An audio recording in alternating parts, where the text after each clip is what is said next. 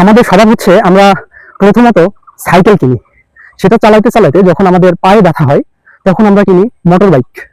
তারপরে সেটা চালাতে চালাতে যখন আমাদের কোমরে ব্যথা হয় তখন আমরা 4 চাকা কিনি, যদি সামর্থ্য থাকে বা ইচ্ছা পোষণ করি অন্তত।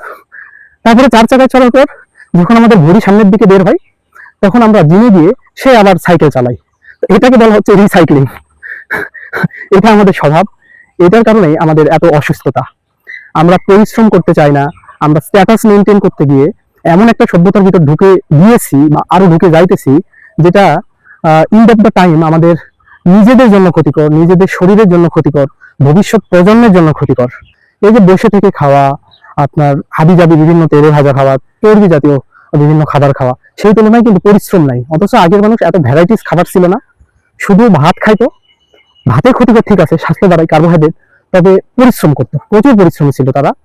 এত আমাদের মতো আরাম প্রিয় ছিল না। তো খান আপনি, সমস্যা নাই, আপনার মুখ দিছে, আল্লাহ রুচি দিছে, আপনার খাওয়াতে বাধা সৃষ্টি করার আমি কে বলেন? আপনার রুচি আছে, আপনার সামর্থ্য আছে, আপনি খাবেন।